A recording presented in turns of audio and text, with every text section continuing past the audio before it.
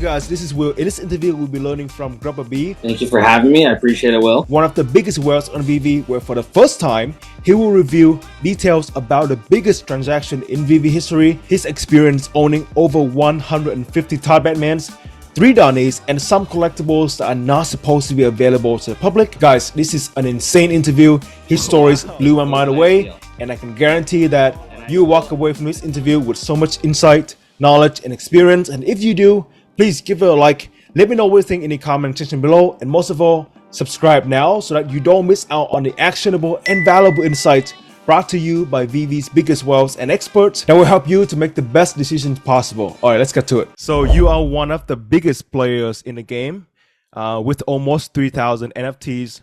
What was the turning point that allowed you to invest into VeVe?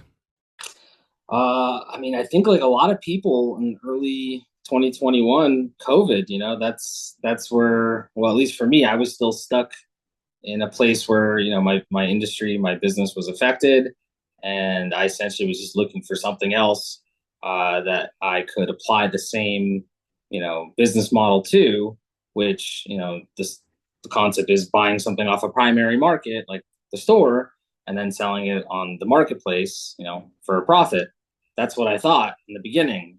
But then I became a collector and I realized that these things are, very special. It seems like you have a lot of experience and knowledge coming into VeVe because you bought 55 Todd from the store, directly from the store.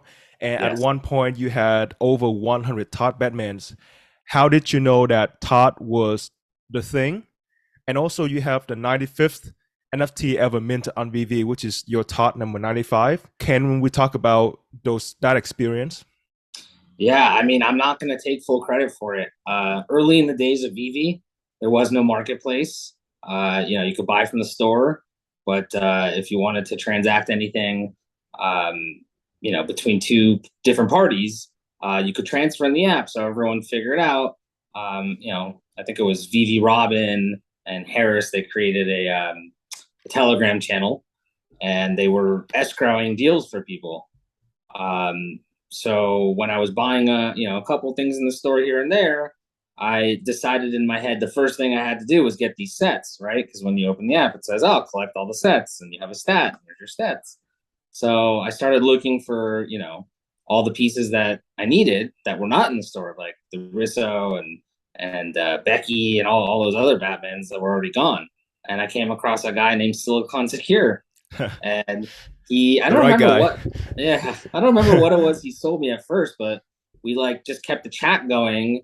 And before you knew it, him and I were talking every day. We became really good friends. And as he did more research, he shared with me his knowledge, and he's like, "Yo, Todd is the first. Todd is number one. He's the first on the blockchain, first for VeVe." And he's like, "We got to buy him up. These are the ones." So I'm going to credit Silicon Secure for pointing me in the direction of what Todd really was. I was still learning. So buying 1 or 2 Todd is fine, but you bought 55. Where did that conviction come from? Like I said, sitting around, had a lot of free time. And the more you talk to one person and you guys start to talk about this idea of this being the first, and then, you see other people kind of talking about it, you get validation, right?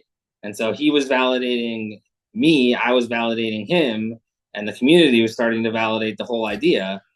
So we went, pretty hard.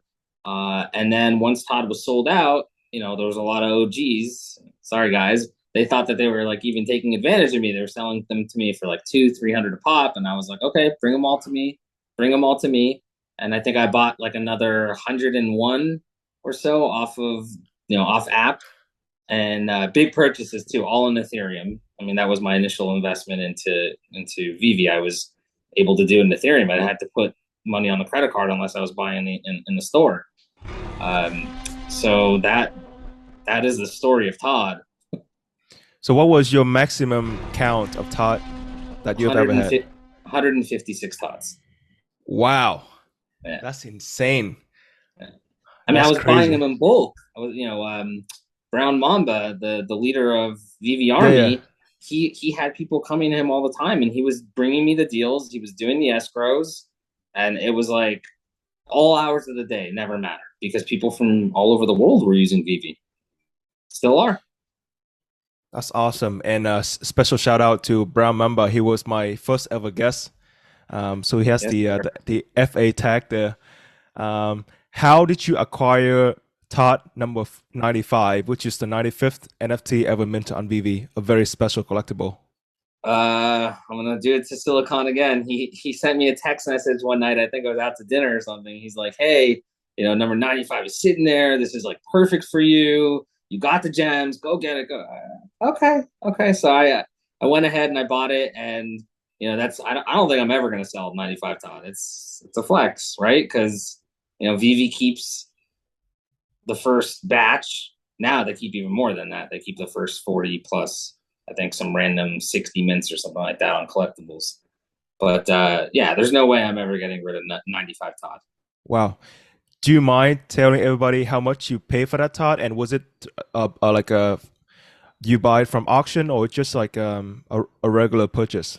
No, it was a regular purchase in store, I believe. And if I had to remember the price in my mind, somewhere around 3 or 4 thousand gems. What a deal. Well, we've got to remember the floor on Todd back then was like, nothing. I think it was 500 gems, 600 gems, something in that range. Yeah. Number 95 Todd. What I realized from talking to so many people, and especially whales and experts like you guys, is that there are multiple types of users on VeVe. There are like comics collectors. There are people who like to stack things. There are low mint collectors. You stand out as a specimen collector. No, you stand out as a mint matching collector and Yes. a sub 100 mint collector, which is like two very, very, very special categories now combined. And it's extremely hard to be in your position, like to go hunt for these NFTs. Why did you decide to go that route? Well, the first route, like I said, was collecting sets. The app was telling you collect sets. We did that. Then low mints came into play actually before matching. We have a master collector chat that is inclusive of about 22 users that were very early. And somewhere along the way, we got David Yu to join the chat.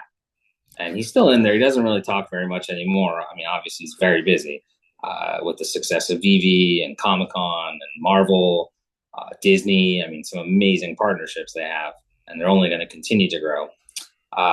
But David came into the chat one day and he was like, talking to all of us.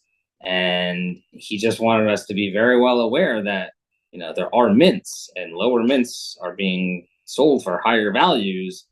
And there may or may not be investors interested in VeVe in the future that would, possibly look into that. And it wasn't even like a go do it. It was just a casual information drop, as David tends to do because he's so excited about a project that he believes in so much, which is, why I love VeVe too. It's one of the big reasons.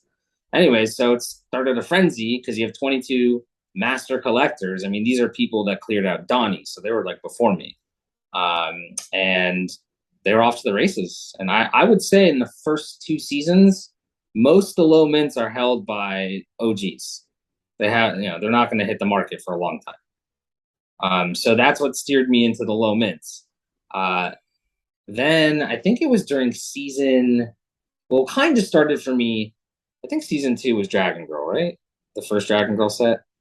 I can't remember. Yeah, it started there because I coincidentally picked up 46, 47, 48, 49. So consecutive mints of each of the different rarities of the Dragon Girl. And then it kind of popped. Yeah, it popped, and I still have that. And then it popped in my head that I need to match the mints. That would be cool. Like, who wouldn't think that you could, have that? And so I think I did it with Pride first. I had matching 55s on all the Pride, the Rewind logo, and it was really cool. And then I felt like, oh, well, I got to do this for DC. And unfortunately, Batman Black and White 1 through 4 was heavily, stacked, I guess, at that point. But season two, they released the fifth set of the Black Batman Black and White with Batman Laughs, and so that's the one I went for. I went me and two other OGs. One of them still has number 41 matching set, and the other one might still have number 42 matching set. I got number 45. Wow. And so we all worked together to try to match them up for each other. So we would scan the markets, and when we would see, when they would see a 45, they would send it to me. Go buy it, go buy it. So again, VeVe is all about community, right? I learn from everybody. Doesn't mean that I know everything, right? I am able to suck up the knowledge from other people who know different things than I do. And that is what put me in the direction of, low mints, special mints, matching sets. I think I still have quite a few matching sets. I don't think I'll be selling them anytime soon. I am having goosebumps right now. Listening to you talk about like number 41 matching set, 45, 42. That's insane. I have so many follow-up questions for these sub 100 mints and matching set. How much is too much to pay for these NFTs? Again, there's a consensus among OGs that like we don't really have an exact understanding of what these mints are worth, because it's still pretty new. But anything 41, 40, the first 5 out the gate, it's really about how you feel about the NFT. I saw number 41 Abe Lincoln stamp early, when they weren't closing the marketplace now, so you can get in there early. And it was selling for 380 gems, and I just said to myself, this is the first presidential Lincoln stamp on the blockchain. The supply is low. I mean, I feel like I have to have it.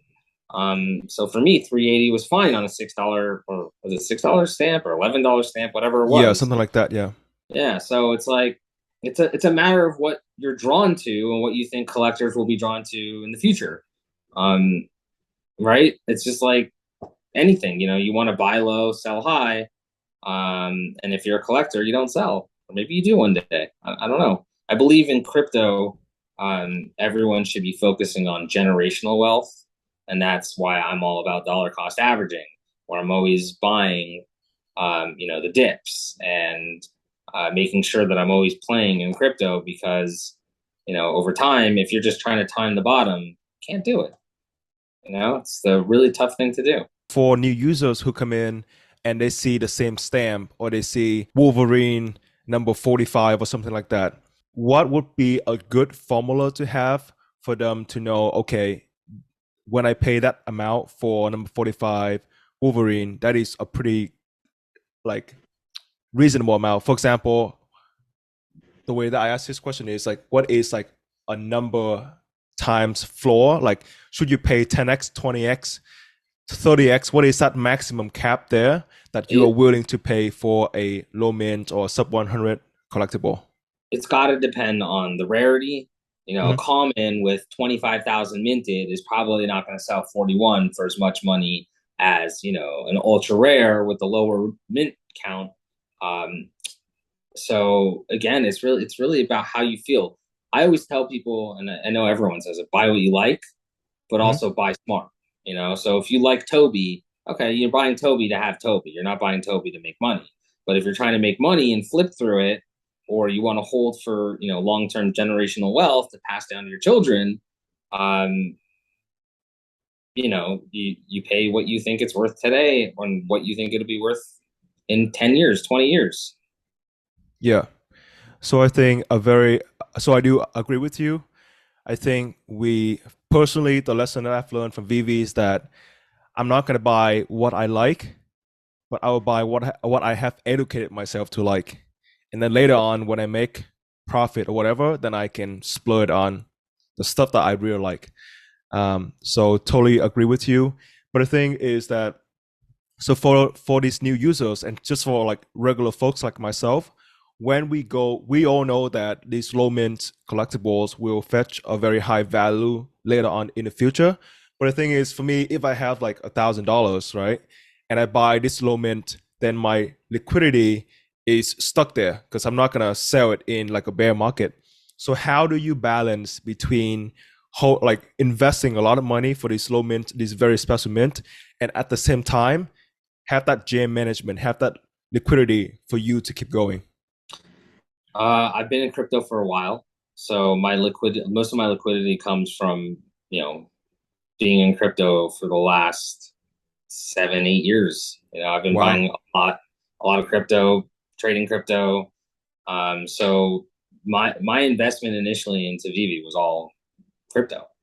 Uh, and I would say if you only have 1,000 gems, stay away from, low mints.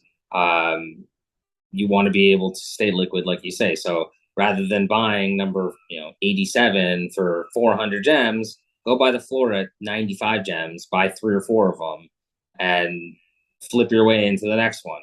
We can't all come with crypto liquidity, or people who make $500,000 a year, or whatever your scenario, your situation is. You have to stay within your lane. So you also have number 40 Nightwing, which is the last VeVe owned Nightwing, and number 41 Robin. So those are very, very special collectibles. Do you mind sharing the story behind those two?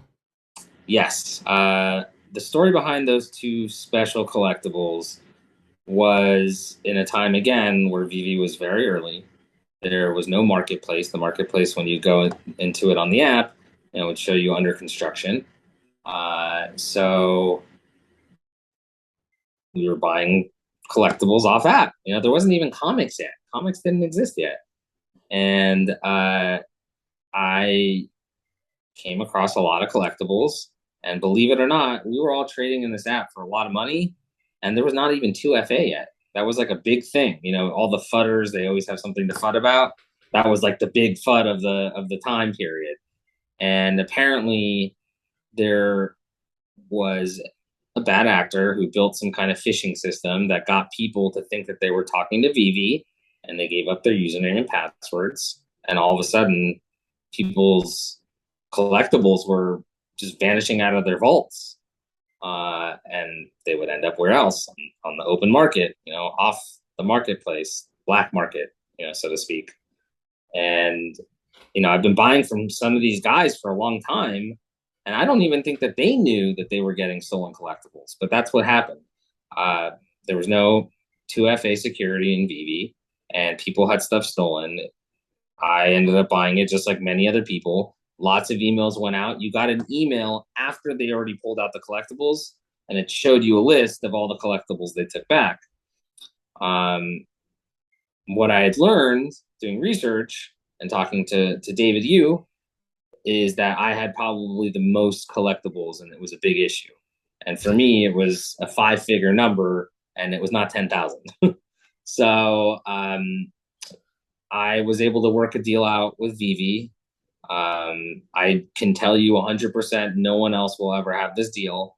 And some of the replacements they gave me were from David Yu's personal collection and from VeVe's personal collection.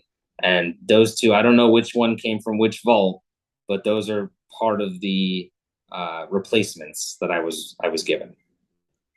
Wow, that's insane. Yeah. So, do you mind?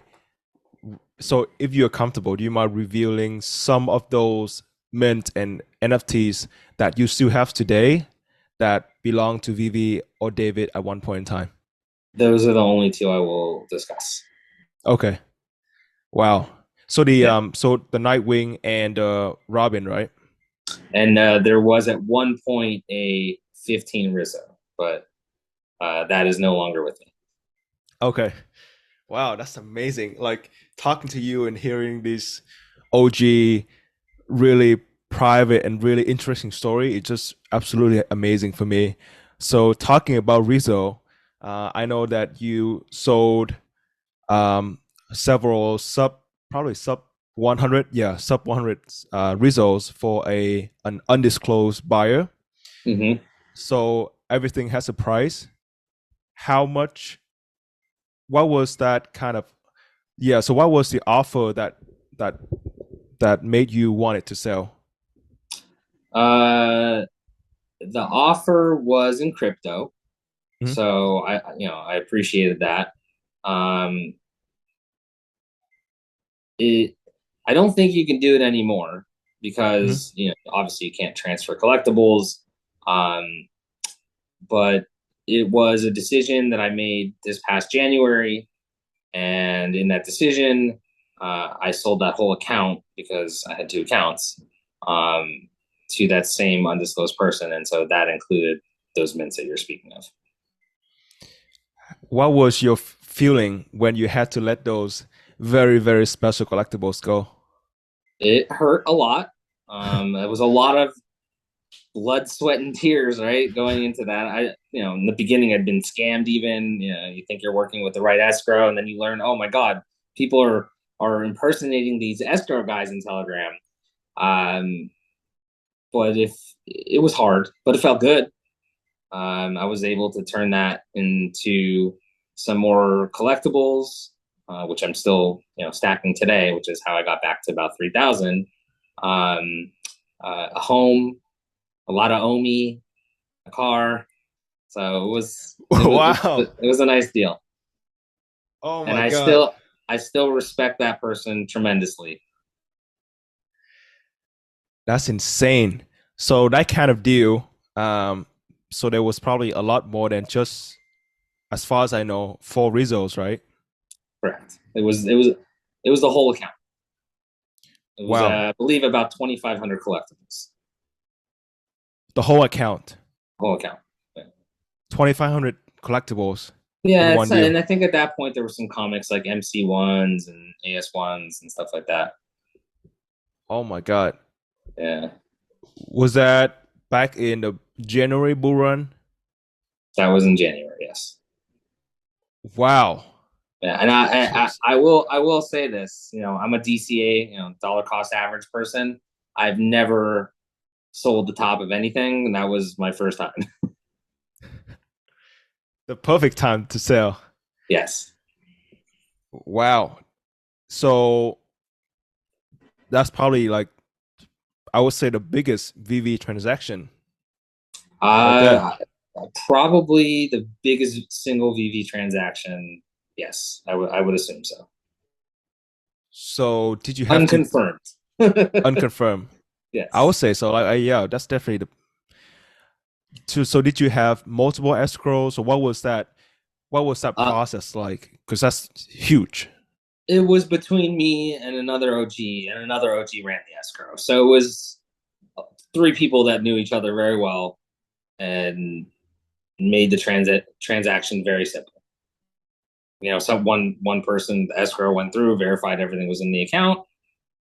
They got paid probably the most out of any escrow ever. Appreciated that, and it was a very tedious job. I mean, the app is worlds ahead now of what it used to be. Now you have a web app. This was all done on Mhm. the phone, and yeah, the transaction went very smoothly. And like I said, I'm still friends with the person, and I respect them tremendously. And I wish them all the best in VeVe, and I'm here with them still. So let's ride the top again. So did you have to get started from zero again, or I did you kept already? I kept another account. I had a Okay. second account. It's my only account now. Back Mhm. when VeVe first opened, you had multiple accounts. It was okay. Um, so I'd say I probably kept about 20% of the stuff. Okay. And did you have, so that's that whole selling process? Did you have to send the collectibles like in batches of 300 and stuff, or it was just like a whole No, account? it was literally changing the account, giving it over to that person. They changed, they worked with VeVe to change the email address in the account, and they took over. So how long did it take from, so was that an offer? So like that undisclosed buyer Mm-hmm, wanted to buy your whole account. mm-hmm.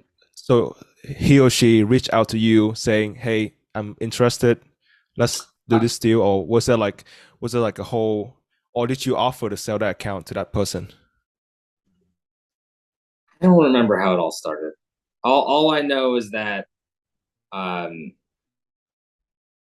the conversation came up in a chat somehow, and it took about a month to get to the deal, and once we hit the deal, it was done. Wow. For these wholesale transaction, do you think more of these transactions will happen in the future? You mean like whole accounts? Yeah, especially if VeVe allows it. Yeah, I think that VeVe is going to have to look into allowing it. I also think that they're going to allow selling sets. Mhm.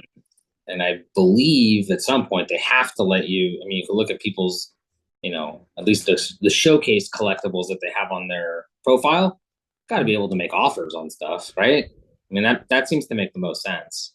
So I think the future is bright for VeVe, and they're going to take into consideration, all these factors.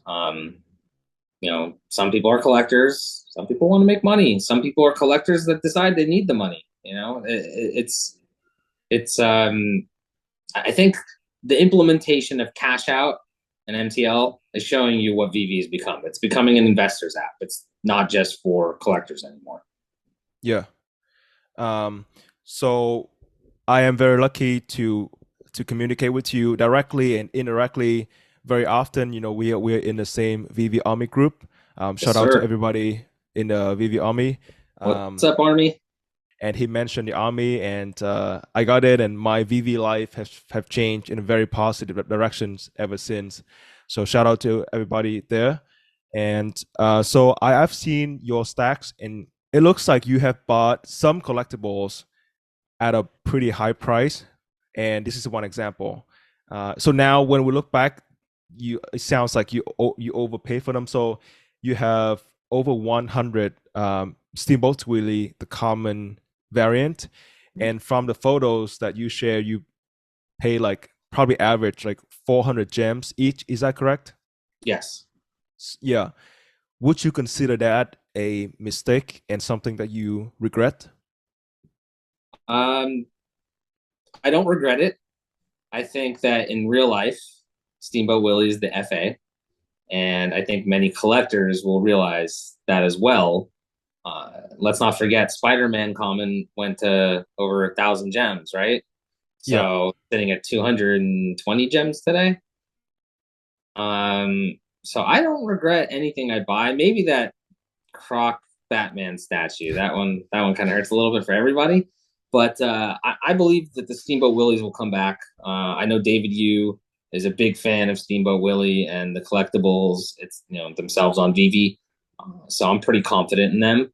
Um, I can't say I bought much with regret except for those Batman Crocs. Did you pay 1,600 for them? Yeah, maybe a little more. Oh. But And we all have that buy, even in stocks, in life, in crypto. Sometimes you pay the wrong amount. It happens. yeah.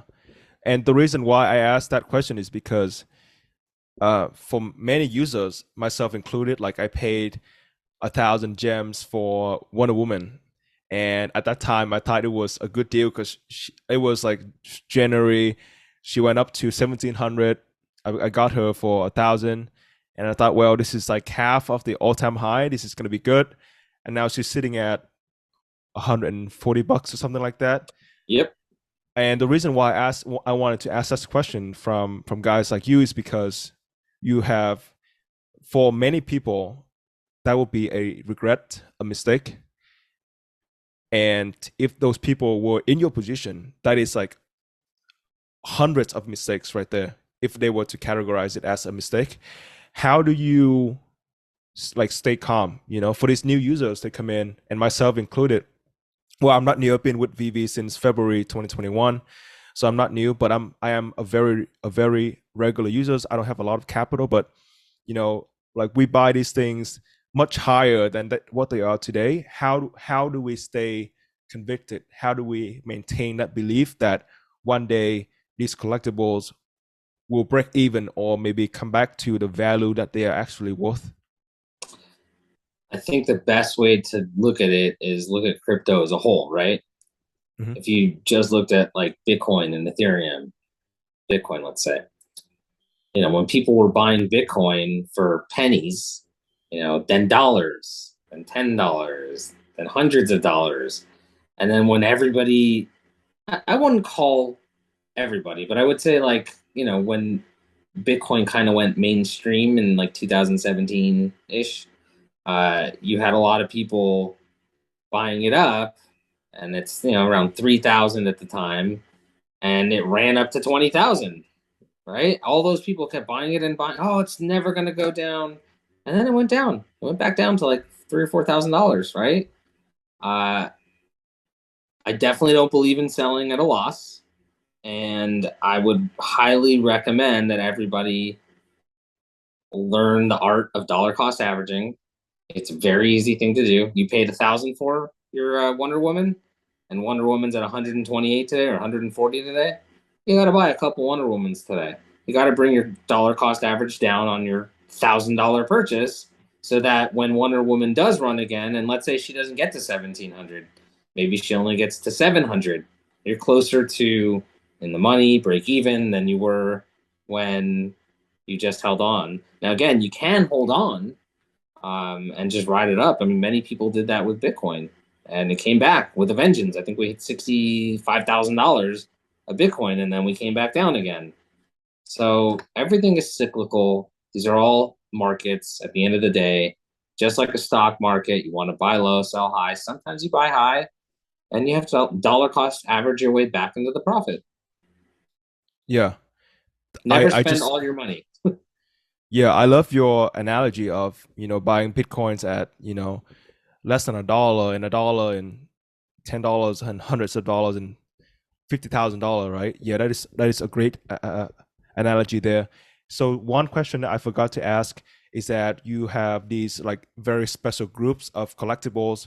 For example, you have you have or used to have 4 Rissos. Can I say the mint number? Sure.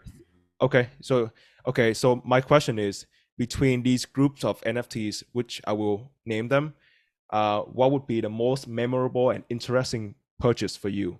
So you have Rissos number 37, 49, 78, and 57. So that is one group. You have Nightwing number 40 and Robin number 41. And then you have, so that's the second group. You have number 45 for the whole Batman series, number 5, right? And then, so that is the third group. And last but not least, I think you mentioned how you paid $45,000 for 3 Donnys. Is that correct? About the price I paid, yes. Okay, so those are the 4. And also, do you still have the Donnys? I don't have the Donnys. Okay. I don't believe in Donnie being that special. I know people are very tied to Donnie. I don't connect with the character. I get the scarcity of it, but I think over time you're going to find many other collectibles are going to be equally as scarce with the comparison of how many users we have. And so I think someone would rather drop, 25,000 gems on a Secret or Spider-Man over buying a Donnie. That's just me. So I don't have any Donnies anymore. I would say my most memorable and interesting purchase. I mean, I told you the story about how I acquired the 45s for Batman, so that's not fair to tell you again. That would be my answer.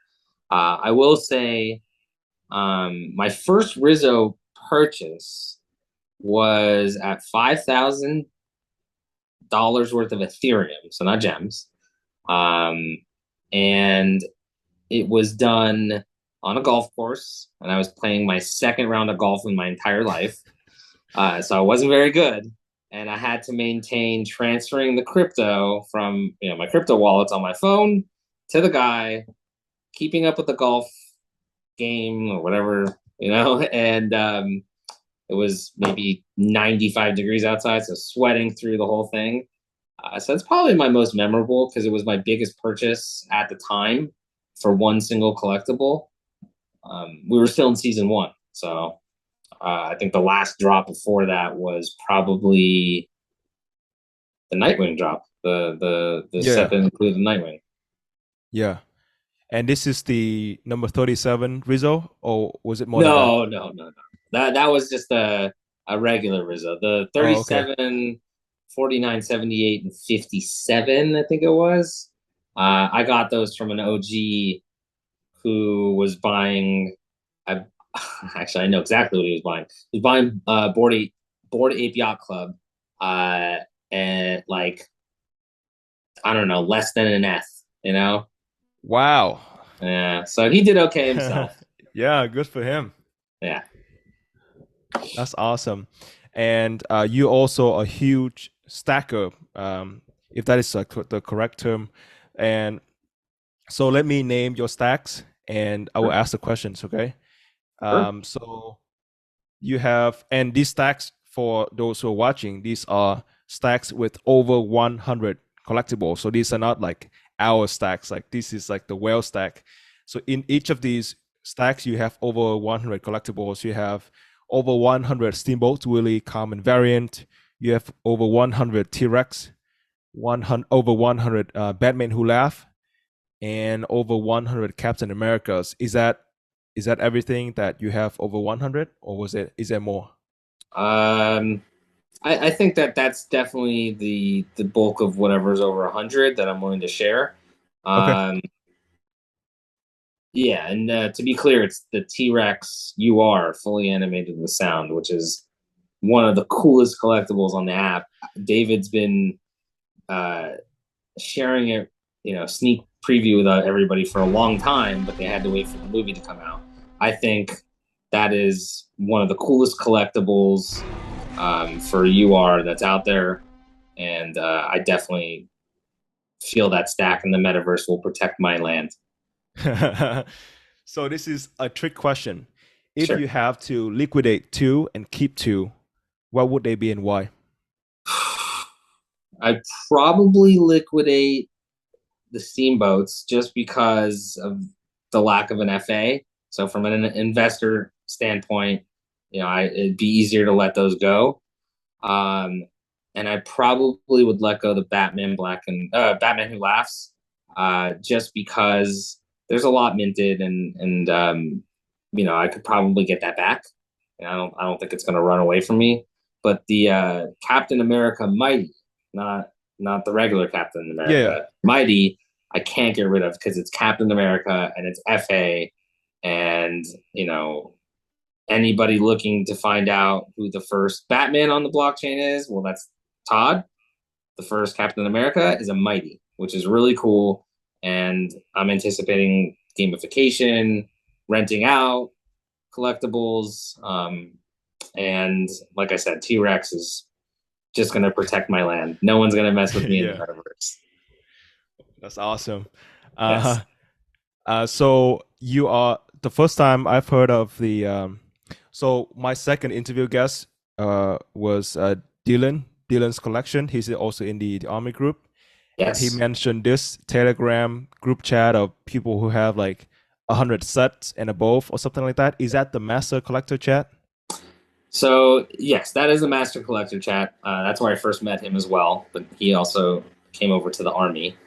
Yeah. Um, but the master collector chat, there wasn't even 100 sets at that point. I think it was you had to have at least 20 sets or something to be in Yeah. it. It could have started before I came in, and that was like 10 sets. But yeah, that's the group that I was sharing with you has uh, David Yu in it. So what do you guys talk about, and have you been seeing more whales coming in? To the chat, Yeah. we only let one new person in the last over a year since it's been created, I think. So no, there's not any new people in there. I don't think there will be. It's a pretty Mhm. exclusive group. And I mean, look, we talk about VeVe, just like in the VeVe army, we talk about life sometimes, other investment opportunities, and we hope that VeVe appreciates the group as a whole because we were big pushers. From my standpoint, I came a little bit later. I mean, some of these guys were in since late 2020, so they were Wow. like the beta testers of VeVe. They might even have some NDAs that they had to sign in order to do it. So the way I look at it is we were kind of like the pioneers of VeVe. We said we believe in it, we love this idea, and we will invest in it. So I'm hoping one day, like everybody at the Comic-Con event this past week, got that cool VeVe logo. I'm hoping one day they'll do something for the OGs, maybe right VeVe OG, and really make it special for just us. Not to sell, they could turn off selling it just to show that we're early adopters of something that many people scratch their heads still even today don't understand what we're doing. Yeah, that's really cool because like you guys must have had a lot of conviction, a lot of belief in the company in order to invest so much money. Like we're talking a lot of money.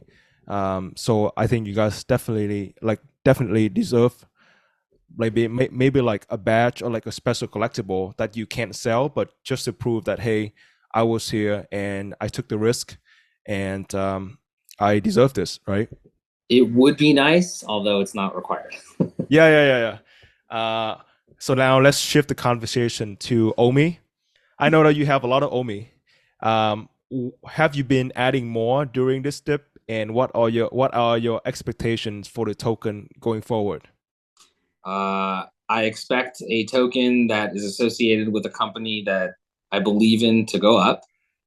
I am definitely holding, and if you've learned anything from me about in the chat that we have, that you are the VeVe Army, or even in this interview, of course I'm buying in dips.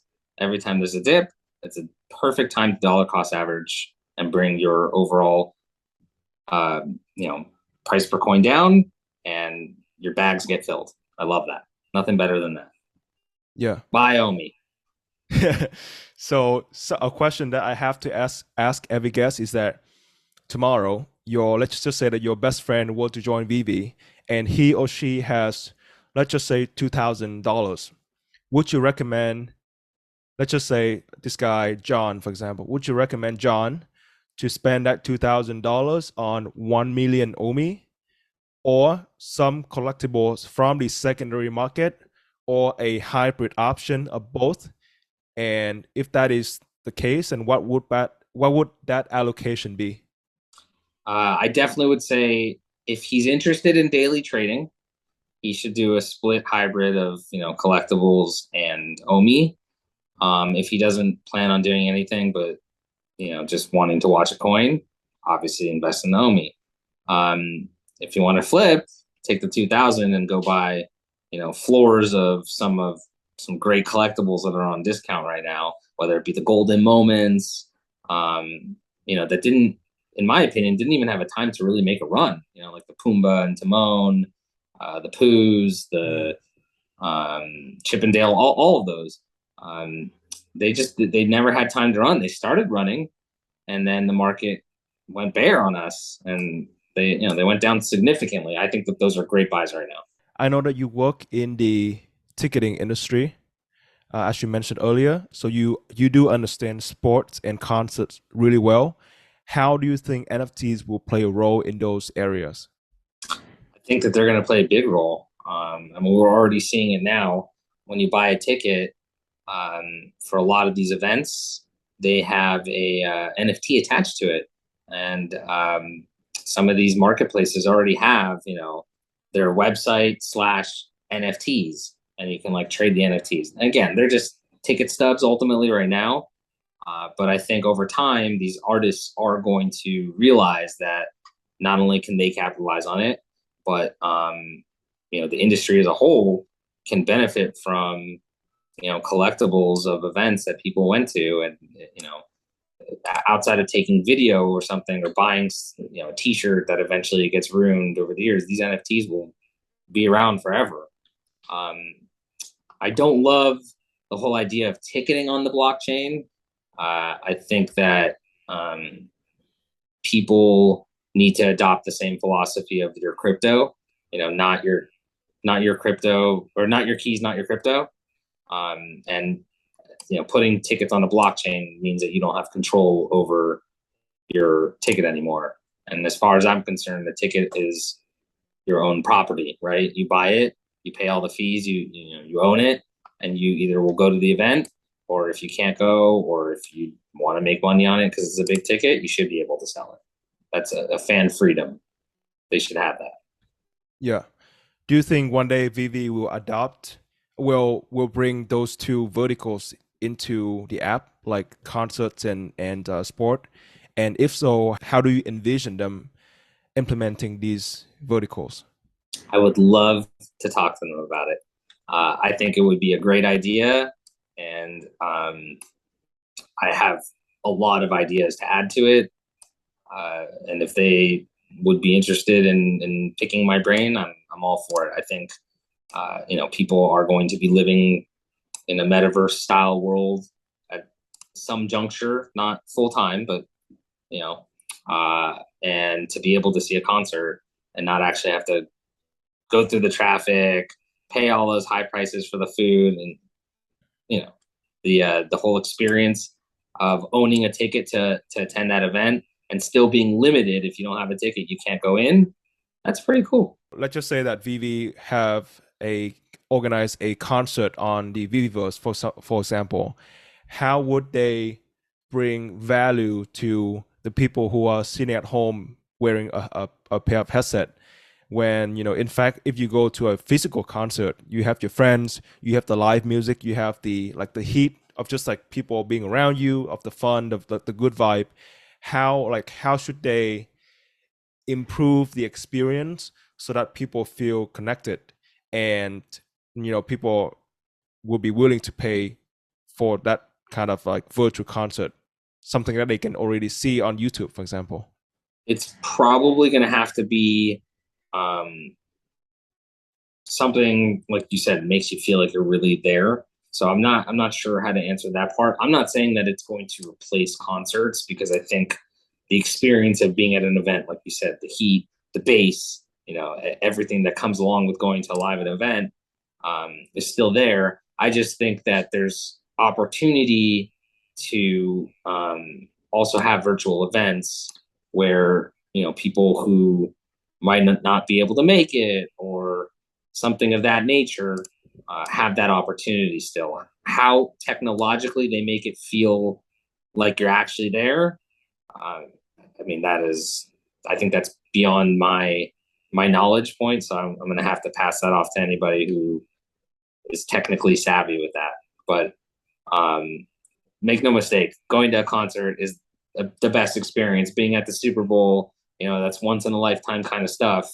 I don't think the metaverse is going to ever replace that. What are your 3 biggest mistakes and regrets since you started your VeVe journey that will help new users who are coming in?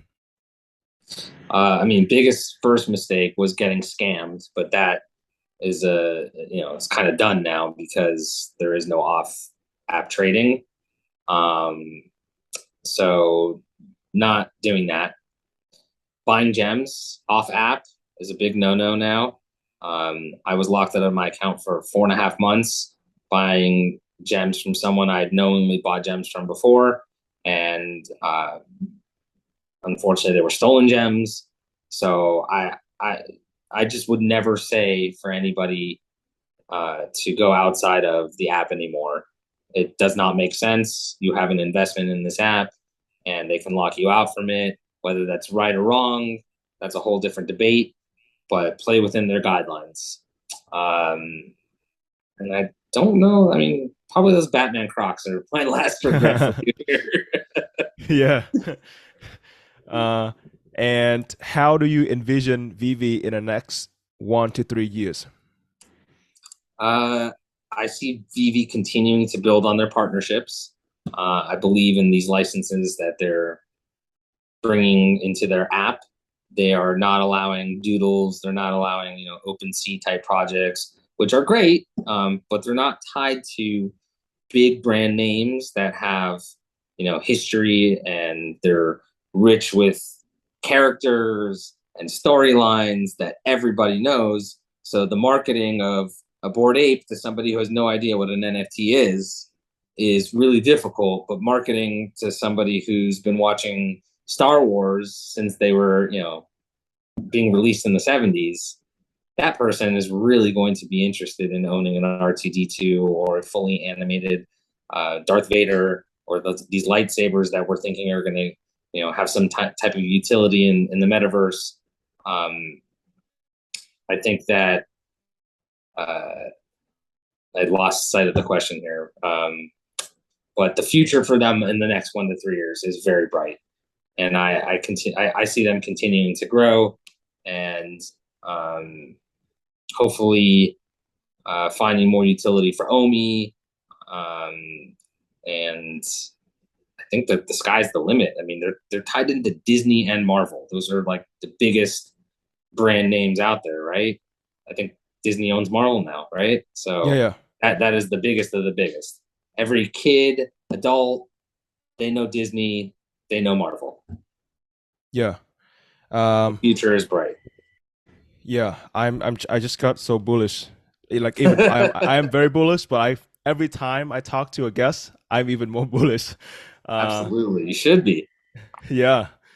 So Dee, thank you so much for coming on and sharing your incredible stories and experience, and especially very expensive mistakes. I think that will be very helpful for many people who are coming in the next 6 months, because now VeVe can do their marketing, they can bring in many more new users, and I'm so glad that me today and new users and many existing VeVe OGs and collectors as well can have your perspective today, because that is very helpful. So I really appreciate you coming on and sharing the knowledge. Thank you for having me, Will. I appreciate being on here. It is a true honor. Yeah, thank you. That means a lot to me. Yeah, absolutely. You've come a long way in your VeVe journey, and it's just getting started, right? Yeah, just getting started. Subscribe now so that you don't miss out on the actionable and valuable insights brought to you by VeVe's biggest whales and experts that will help you to make the best decisions possible.